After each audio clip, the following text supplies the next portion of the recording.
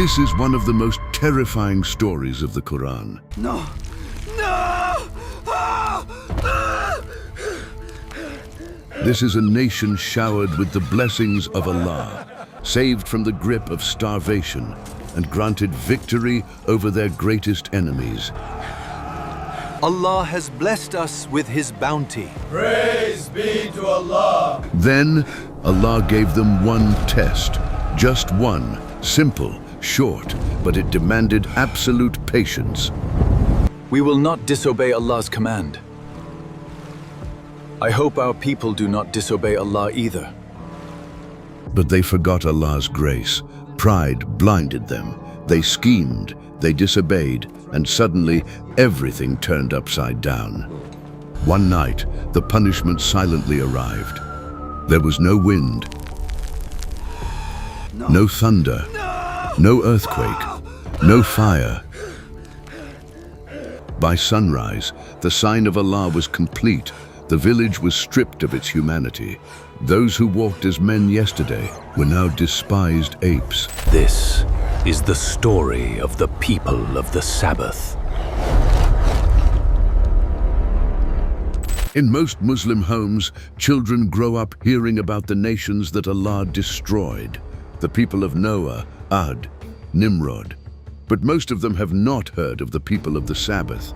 And there are those who heard of it, but do not know who they are, what their story is, and what Allah mentioned in the Quran, and why it was a proof of the truth of Prophet Muhammad's prophethood, and why the Jews are embarrassed of themselves because of this story.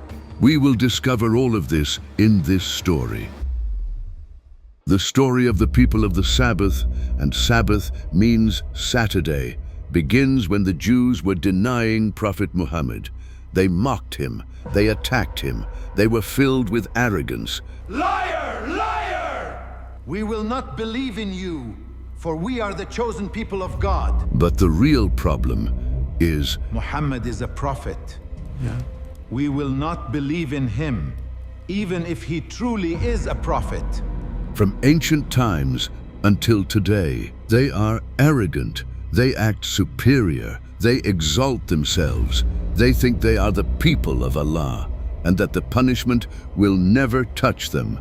So, the verse was revealed to the Messenger of Allah. وَلَقَدْ عَلِمْتُمُ الَّذِينَ اعْتَدَوْا مِنْكُمْ فِي السَّبْتِ فَقُلْنَا لَهُمْ كُونُوا قِرَدَةً خَاسِئِينَ. Through this verse, the Prophet reminded them of a dark chapter in their own history. Their own ancestors, the Sabbath Breakers, a people who received the most terrifying punishment. But who exactly were they? How did a simple test turn them into Apes? And the most chilling question of all, is it true that their cursed descendants are still walking the earth today as apes? Let's go back in time and find out. Since the dawn of humanity, Friday was meant to be the greatest day of the week. But the children of Israel differed, they argued. So Allah gave them a different decree, the Sabbath, Saturday, a day to stop all work, a day dedicated only to Allah. History tells us they lived in a coastal village called Ayla. The place was a paradise of Allah's blessings. The gentle sea breeze, the golden sun, the calming sound of the waves. Prosperity was in the air. Everything whispered peace. And these people were not ignorant. They knew Allah. Thank you, sir. They believed in Him. They knew His commands perfectly. But deep inside their hearts, a silent resentment was brewing. The rule of the Sabbath felt like a bitter pill. It bothered them. What happens if we break the promise? We will do it, then ask Allah for forgiveness. They had promised not to fish on Saturday, but greed is a slow poison, and some of them were already standing on the edge of breaking that sacred covenant. We are the chosen people of Allah. Why are there restrictions on us? There are no restrictions. This is a test from Allah, and we believe in Allah. Allah sees what is hidden. When he saw the state of their hearts, he sent down a test so simple, so easy, yet it was perfectly designed to expose exactly what was inside them. The rule was clear: work and cast your nets for 6 entire days. But the Sabbath, a total ban. A day of pure worship. No nets, no boats, no exceptions. And here is the catch. This was a coastal village. Their wealth, their survival, their entire livelihood depended on fishing. It is a matter of 1 day. I will stop fishing for Allah. But look closer, and you would see the frustrated faces masking a deep treachery. I do not think the villagers will endure a whole day. They thought the test was simple. Just leave the nets, just rest for 1 day. But they were wrong. They had absolutely no idea what was waiting for them. Look at the fish! They are coming to us! What is happening? Goodness! It is a test from Allah. Suddenly, the ocean erupted with life. Massive fish and whales swarmed the shores, jumping in unimaginable numbers right before their eyes. A breathtaking sight they had never seen before. They were close enough to touch, but touching them or catching a single one on the Sabbath, on Saturday, was strictly forbidden. And if you think this was the hardest thing they went through, you are absolutely wrong, because the path to Jannah is paved with heavy trials. We no longer find fish on the other days of the week, except on Saturday. Patience. Patience, my brother. This is a trial and a test from Allah. Then, the trial grew even harder. For 6 entire days, Sunday through Friday, the nets came up empty. The ocean gave them nothing. But when Saturday arrived, the fish returned to the shore, swimming right before their eyes. Allah intensified the test. Because of their growing arrogance and rebellion, the village began to boil with anger.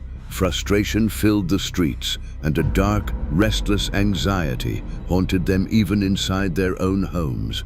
Our fishing has decreased these days. What should we do? Patience is most fitting, and Allah is the one whose help is sought. And here enters Shaitan. He knew he couldn't convince them to fish directly on Saturday. So he didn't push them to break the rule openly.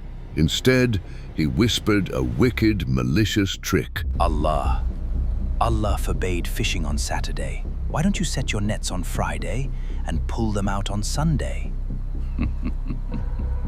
He followed the footsteps of Shaitan. On Friday, he sneaked out.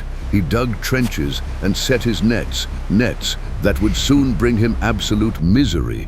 But in his mind, he smiled. He thought he was the smartest man in the village. Then came Sunday. He returned to find his nets overflowing with fish.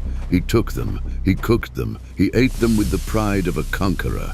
He was the only one in the village eating fish. He thought he had won, but in reality, he had just swallowed his own doom. I smelled the aroma of grilled fish yesterday at your house. Tell me the secret. I set the nets on Friday and took them on Sunday.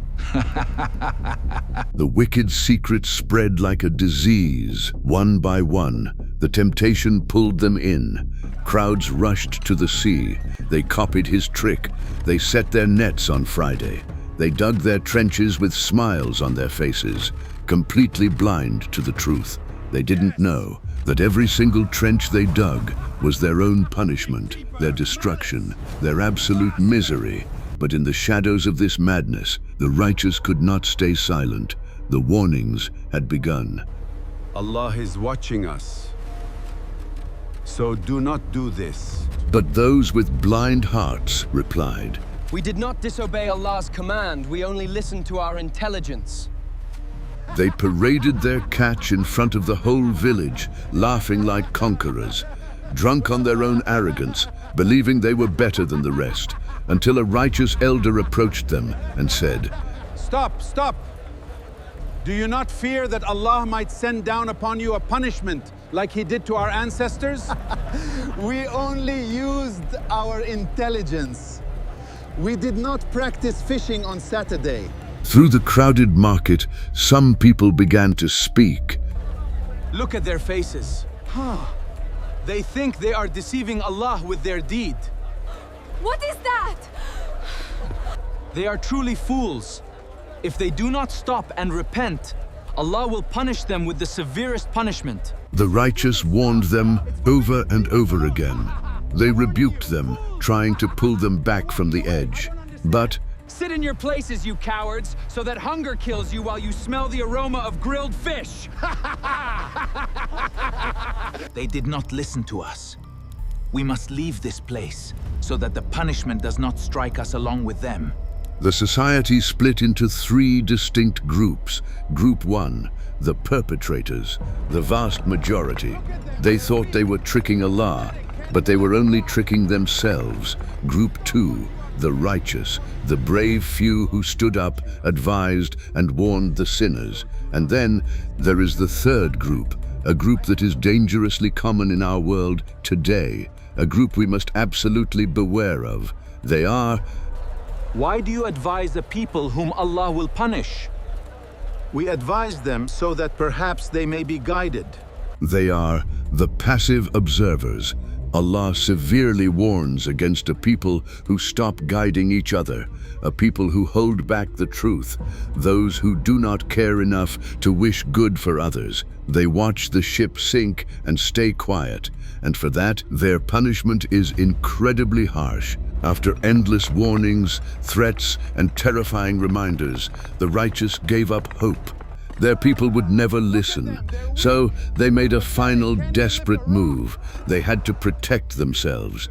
So they erected a wall, splitting the village in two, a barrier separating the pure from the corrupt. They did this because they could feel it in the air. The punishment was imminent. Allah would crush them and wipe them out, just like the fallen empires of the past. Today we celebrate the departure of the cowards. Hooray! Yeah! We advised you. We have been excused before Allah. Don't worry, Allah will forgive us. But the corrupt did not listen. They only sank deeper into their tyranny. During the rest of the week, they would meet the believers by the sea, only to mock them. The righteous stayed patient. They endured the insults. But with every setting sun, the punishment crept closer. And then, suddenly, when no one expected it, the streets of the village fell into a dead silence. Nothing but the cold sound of the ocean waves. The wrongdoers were fast asleep, their bellies full, stuffed with what Allah had strictly forbidden. Then, in absolute terrifying silence, the transformation began. Their faces began to twist and change in the dark. Thick hair started to grow wildly across their skin. They were losing their humanity without making a single sound. Fingers stretched long. Nails turned into sharp claws. They screamed a terrifying, non-human shriek. What happened? We have become monkeys! No one listened to their cries, and they knew there is no escape from the decree of Allah. Then morning arrived. The city was dead silent, especially on the side of the righteous. The believers noticed something deeply wrong. Not a single person from the oppressors was seen. No voices, no movement. It seems our unjust relatives have become quiet. I wonder if something bad has happened to them? So they decided to climb the wall to check on them. And then came the shock. They looked down. There were no humans, only apes, despised and humiliated. They instantly knew this was the punishment of Allah, and the terrifying news spread like wildfire across the city. Allah has sent down His punishment upon our unjust people! They went to see the terrifying sight with their own eyes. But what they found was far more horrifying than anything described to them. Is this possible? Are these our relatives? The humans couldn't recognize their relatives, but the apes knew them perfectly. A weeping ape would crawl to its human family member and just hug them. Didn't I warn you about this? Didn't we warn you of a painful punishment? Didn't we preach to you? Their punishment lasted for 3 days. Then every single oppressor died. Those who were arrogant and those who thought they succeeded with their plots.